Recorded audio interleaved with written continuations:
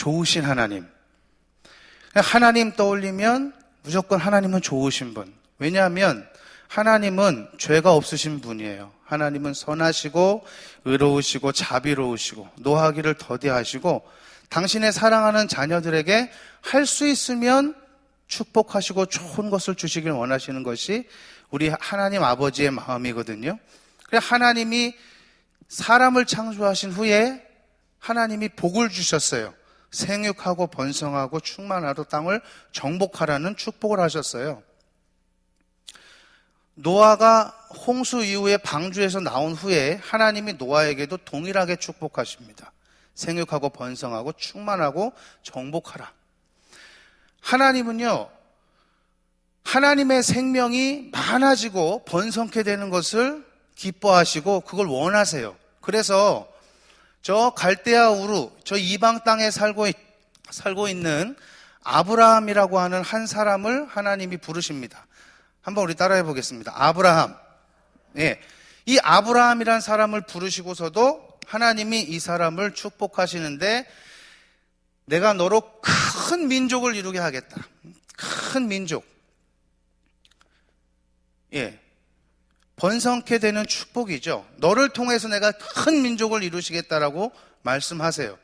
그런데 이 아브라함의 삶을 가만히 보면 아브라함에게 처음 주셨던 큰 민족을 이루게 할 것이다 라는 이 축복의 말씀과 달리 아브라함은 그의 생애 동안에 하나님의 약속의 아들 딸랑 이삭 하나를 선물로 받아요.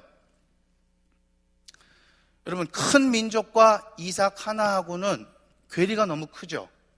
예. 이름도 이삭이에요, 이삭. 큰 민족하고는 너무 대비되잖아요. 그런데 이삭에게도 동일하게 하나님이 이와 같은 큰 민족의 약속을 하셨지만 약속의 아들 누구요? 예, 야곱.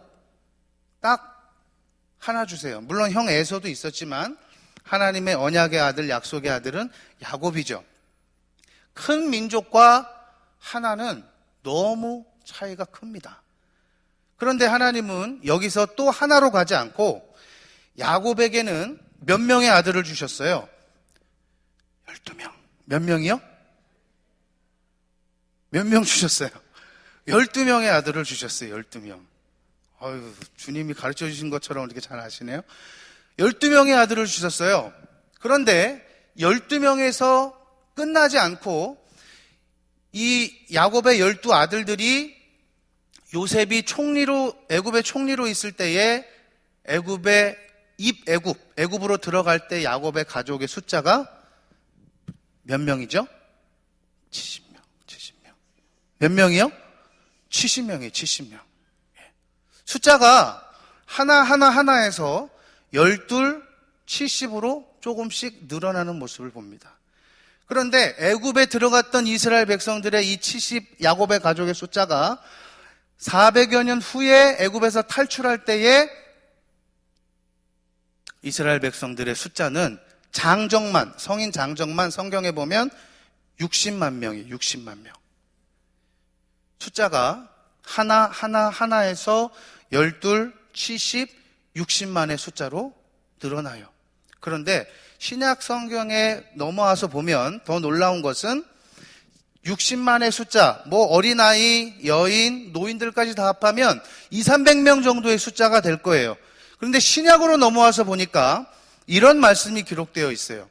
우리 성경 한번 같이 읽습니다. 갈라디아서 3장 7절 말씀입니다. 같이 읽습니다. 시작. 그런즉 믿음으로 말미암은 자들은 아브라함의 자손인 줄 알지어다. 아멘. 예. 예수 그리스도 안에서 믿음으로 말미암은 자들은 다 아브라함의 자손이다. 그러니까 지금은 이 아브라함의 영적 자손들이 셀 수 없는 거예요. 셀 수 없어요. 무한대예요. 무한대. 한번 따라하겠습니다. 아브라함, 이삭, 야곱, 12, 70, 60만, 무한대. 결국 하나님이 아브라함에게 약속하셨던 너를 통하여 큰 민족을 이루게 하겠다는 것은 지금도 계속 이루어지고 있는 현재 진행형인 줄 믿습니다.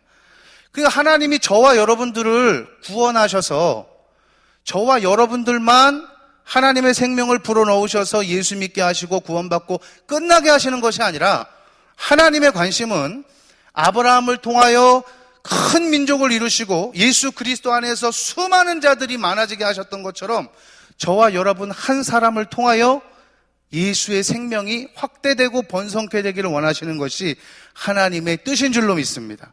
그래서 이 일을 위해서 저와 여러분이 예수 그리스도의 생명을 확대해 나가기 위해서 그래서 우리에게 건강도 주시는 거고요. 그래서 우리에게 물질도 주시는 거고 그 목적을 위해서 우리에게 재능도 주시는 거고 그것을 위해서 가정도 주시는 거고 이 목적을 잃어버리면 안 되는 거예요. 왜 나에게 건강 주셨는지, 왜 나에게 재능 주셨는지, 왜 나에게 물질 주셨는지 그 목적이 나 한 사람을 위해서가 아니라 주님 나라의 확장을 위해서 주님이 우리에게 주신 축복인 줄로 믿습니다. 그래서요, 이 성경의 말씀 속에 진행되어져 가는 이 숫자의 의미를 잘 살펴보면 아브라함, 이삭, 야곱 여기까지는 하나로 가다가 이후로부터는 12, 70, 60만 무한대로 점점 늘어나는데 이것은 우리에게 주시는 영적인 의미가 있다고 봐요. 뭐냐 하면 이 구약시대의 이스라엘 백성들에게 하나님 그러면 딱 떠오르는 세 사람이 있어요. 항상 하나님 딱 떠오르는 세 사람 누굴까요? 떠오르는 세 사람 누굴까요? 떠오르는 세 사람 누굴까요? 한번 따라하겠습니다. 아브라함의 하나님, 이삭의 하나님, 야곱의 하나님. 이스라엘 백성들에게 구약시대 이스라엘 백성들에게 하나님 그러면 딱 떠오르는 사람 아브라함의 하나님, 이삭의 하나님, 야곱의 하나님. 이 세 사람이 딱 떠올라요. 자, 이와 같이 저와 여러분도 하나님이 저와 여러분을 통하여 그리스도의 생명을 확대해 나가기를 원하는 번성의 축복을 주시길 원하는데 주님은 어떤 방법으로 하냐 하면 우리 마음 속에 우리의 심령 속에 하나님이 들어오셔서 그 하나님께서 나를 이끌어 가시고 인도하시고 지도해 나아가시는 것을 통하여 하나님은 12, 70, 60만 무한대의 번성의 축복을 누리게 하시려고 하는 의도가 있는 거예요. 우리는 관심이 자꾸만 번성하려고 하는 쪽, 확대하려고 하는 쪽에 관심이 많아요. 어떻게 하면 내가 더 잘 나갈까? 어떻게 하면 내가 더 부유해질까? 어떻게 하면 내가 더 많은 것을 소유할까? 자꾸만 확대돼 가는 쪽에 관심이 많은데 하나님의 관심은 이건 내가 할 거야. 나는 너희 속에 들어와서 함께 너와 동행하고 동역하고 싶어. 이게 하나님의 의도예요. 그러니까 저와 여러분의 마음속에 하나님이 들어오셔서 우리를 인도해 가시고 이끌어 가신다면 반드시 내가 아니라 내 안에 계시는 하나님의 생명이 저와 여러분들을 확대케 하고 번성케 하는 이런 누림의 축복을 허락하실 줄로 믿습니다. 그러면 아브라함이 만났던 하나님은 어떤 하나님이었기에 우리 성경을 통해서 한번 살펴볼 것 같으면요, 아브라함이 만났던 하나님은 한번 따라하겠습니다. 시작하시는 하나님. 이 믿음의 출발, 믿음의 시작. 아브라함은 갈대아 우르라고 하는 이방 땅에 살고 있었던 사람이에요. 우상을 섬기는 일이 만연했던 곳에 살고 있었던 아브라함에게 내가 너로 큰 민족을 이루고 내 이름을 창대케 하고 너를 복의 근원이 되게 하실 거라고 하는 이 축복의 말씀을 주시고 그 전제가 뭐냐 하면 한번 따라하겠습니다. 떠나라. 어딜 떠나냐? 너의 본토 아비 집을 떠나라는 것에서부터 출발해요. 그래서 신앙의 시작은, 믿음의 시작은 떠나는 것에 있는 거예요. 떠나는 것. 어디를 떠나요? 세상에서 떠나는 것에서부터 출발이에요. 갈대아 우르라고 하는 그 이방 땅에 하나님이 그냥 두시지 않고 거기서 축복하시지 않고 축복의 땅, 약속의 땅, 가나안을 향하여 주님이 떠나라고 하신 것처럼 이 믿음의 출발, 믿음의 시작은 세상에서 떠나 예수 그리스도 안으로 들어가기를 원하는 것이 믿음의 출발이에요. 그래서 아브라함은 본토 아비 집을 떠납니다. 떠나는 일이 쉽지 않아요. 세상을 떠나는 일이 쉽지 않아요. 세상을 버리는 일이 쉽지 않아요. 왜냐하면 오래 살았기 때문에 너무 익숙해요. 세상의 문화가 익숙하고요. 세상의 습관이 익숙하고요. 여러분, 예수 그리스도를 믿음으로 한순간에 여러분 나의 모든 전인격이 다 바뀝니까? 그렇지 않아요. 예수 믿는다고 해도 내 신앙의 전인격이 한순간에 다 바뀌지는 않습니다. 신앙생활 하다 보면 나도 모르게 세상적인 습관, 세상적인 방법대로 신앙생활 하려고 하는 그런 나의 연약한 모습들이 우리 안에 얼마나 많은지 몰라요. 평상시엔 잘 모르다가 위급하고 극적인 순간을 만나면 나도 모르게 옛사람의 모습, 세상적인 방법이 튀어나오게 돼요. 그 대표적인 예가 아브라함이 그 땅에 기근이 들어서 애굽으로 내려갑니다. 아내와 내려가다가 아내가 너무 예뻐요. 그러니까 그 애굽 사람들이 자기 아내의 아름다움을 보고 부부인 줄 알면 나는 죽이고 아내만 빼앗길까 봐 거기서 아브라함이 뭘 합니까? 거짓말을 해요. 자기 아내 사례를 보고 누구라고요? 누이라고 하라. 여러분, 이게 위급한 순간이 되니까 아브라함이 전혀 선하게 살다가 갑자기 거짓말을 하는 것이 아니라 갈대우르에 살 때 늘 이런 습관적인 삶을 살았다고 봐야 돼요.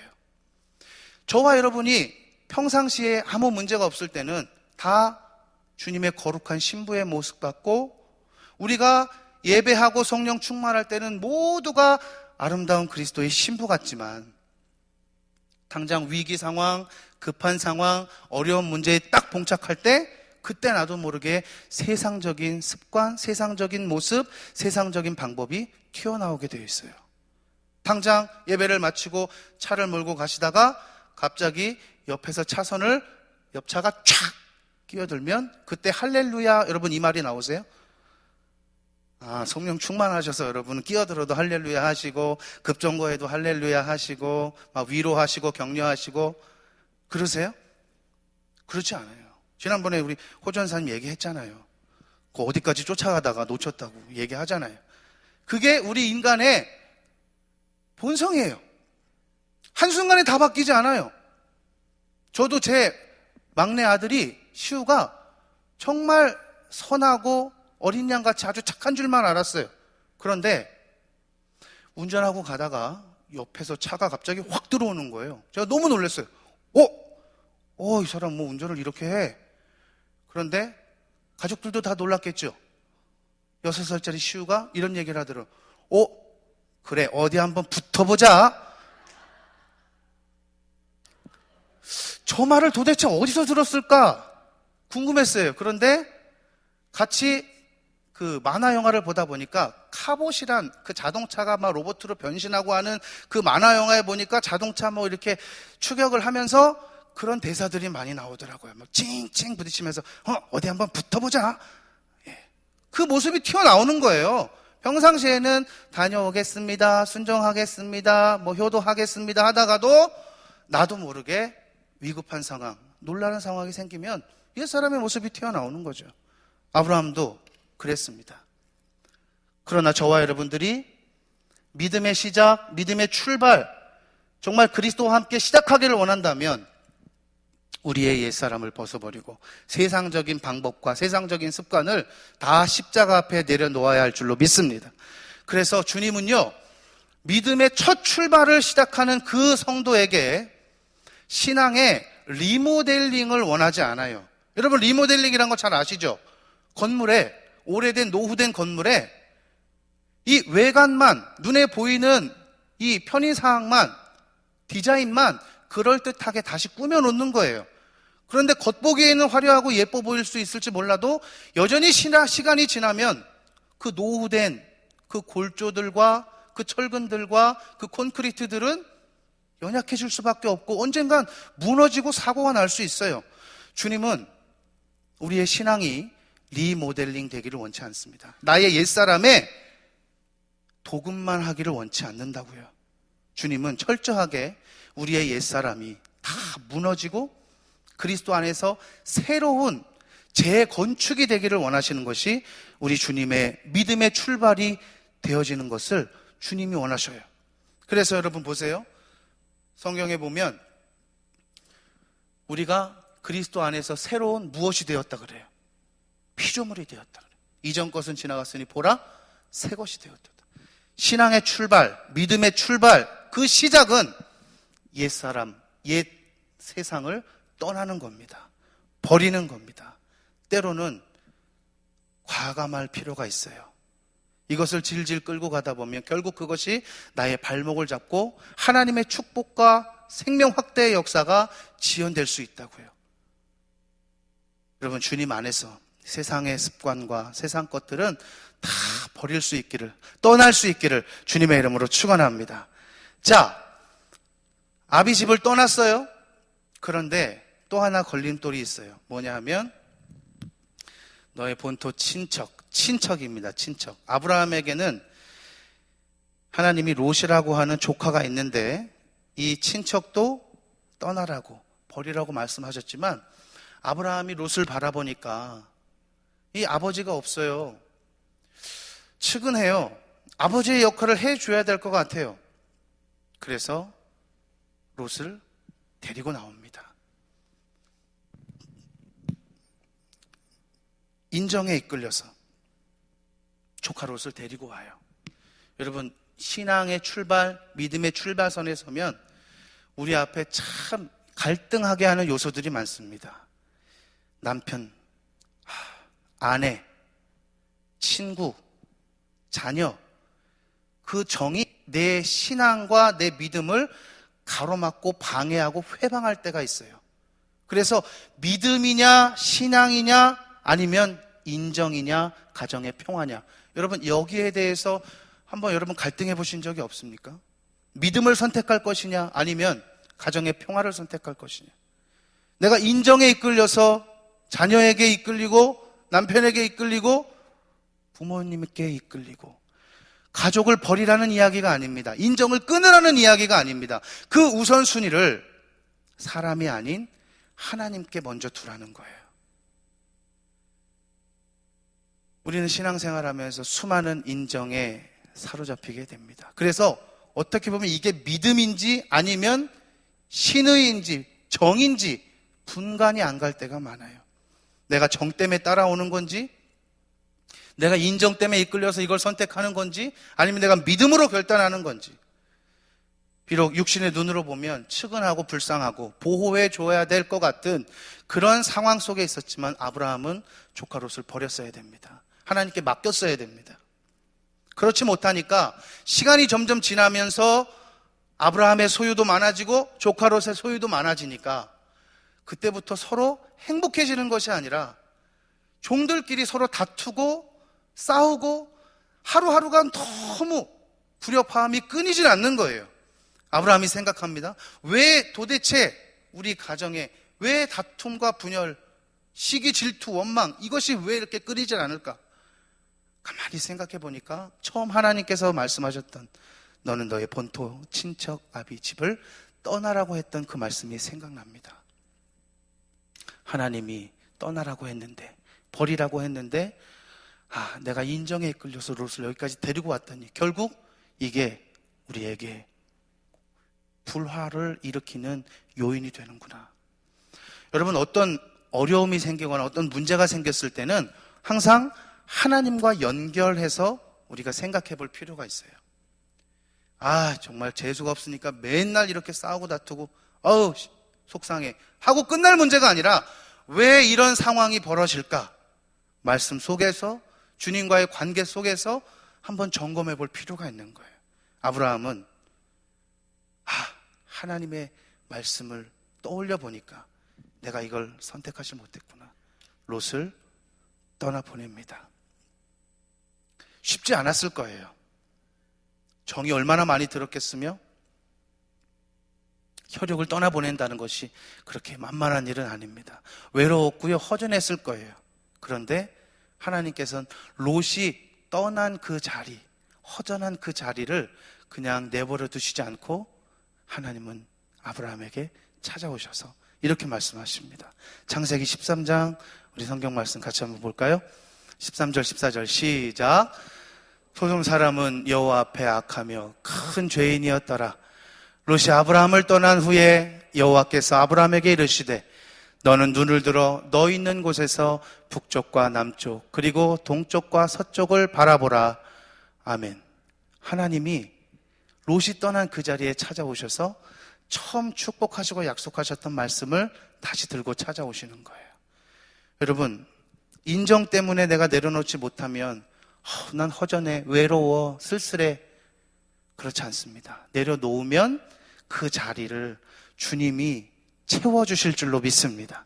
또 하나, 롯을 데리고 갔던 목적이요, 롯을 아마 의지의 대상으로 삼았을 수 있어요. 험난하고 어려운, 그리고 어디로 가야 할지 알지 못하는 그 길을 홀로 가는 것보다 조카 롯을 데리고 함께 가는 것이 더 의지가 됐을지 몰라요. 예를 들어 이런 겁니다. 여러분, 여기서부터 서창동까지 캄캄한 이 밤에 걸어가셔야 된다고 상상을 한번 해보세요. 여러분, 남자가 이 캄캄한 밤에 서창동까지 혼자 걸어가는 것, 그것도 만만치 않은 일이에요. 그런데 여인이 혼자 걸어간다고 생각해 보십시오. 여러분, 그 길을 혼자 걸어가는 게 낫겠어요? 아니면 성광이 손 잡고 성광이 데리고 가는 게 낫겠어요? 성광이 데려가는 게 훨씬 나을걸요? 아니, 성광이가 날 지켜주고 보호해 주려고 하는 그런 의미가 아니라 함께 하고 있다고 하는, 혼자가 아니라고 하는 그 안도감이 아브라함의 마음을 편케 했을 수 있어요. 꼬마 아이라 할지라도 무서운 소리가 휙 나면 얘 손을 꽉 잡고 가는 거예요. 아, 난 혼자가 아니지. 이 아이가 날 지켜주는 것이 아니라 그냥 함께하면 마음이 편하고 왠지 의지가 되는 거죠. 어린 아이라 할지라도. 하물며 조카 롯과 동행하는 그 길이 아브라함은 얼마나 의지가 됐겠습니까? 그런데 주님은 이것도 버리라는 거예요. 우리의 의지할 대상은 사람이 아니라 여호와 하나님이시라는 거예요. 여러분, 사람을 의지하지 않기를 주님의 이름으로 축원합니다.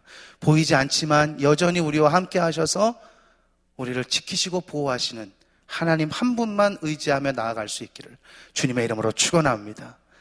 롯 때문에요, 전쟁 포로로 끌려갔던 조카 롯, 특공대 데리고 가서 또 끄집어내 와야 되고, 하여튼 버리지 못하고 떠나버리지 못해서 생겨난 영적, 육적 손실은 이루 말할 수가 없는 거예요. 그러니까 하나님이 말씀하신 건 처음 그대로 순종하려 하다 보면 이거 손해날 것 같고 마이너스 같고 남는 장사가 아닐 것 같지만 결국 시간이 지나 보면 하나님의 말씀이 옳았다는 것을 아브라함도 지내놓고 보니까 아는 거예요. 여러분, 믿음은요, 한순간에 자라는 건 아닌 것 같아요. 시간을 두고 주님을 알아가는 과정이 필요하고요, 그 말씀이 경험됨이 필요하고요, 그 말씀이 체험되어서 하나님이 나중에 이삭을 바치라 해도 처음 아브라함을 부르셨을 때 이삭을 바치라 하면 절대로 아브라함은 그럴 수 없을 겁니다. 수많은 일들을 하나님과의 관계 속에서 겪고 나 보니까 하나님은 실수하지 않으시는 분, 하나님은 나에게 가장 좋은 것을 허락하시는 분, 하나님은 나를 외면하지 않으시는 분, 언제나 하나님은 나에게 축복하시는 분, 이것을 아브라함은 경험했을 거예요. 여러분, 이 출발 어디서부터 시작됩니까?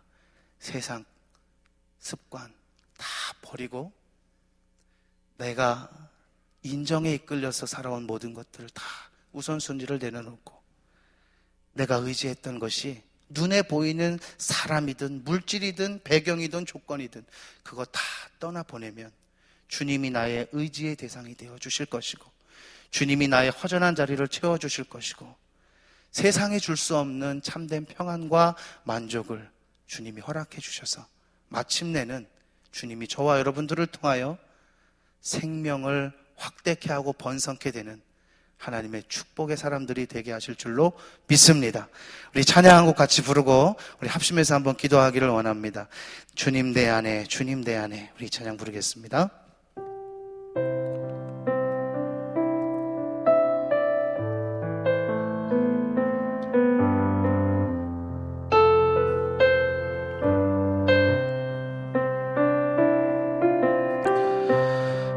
이제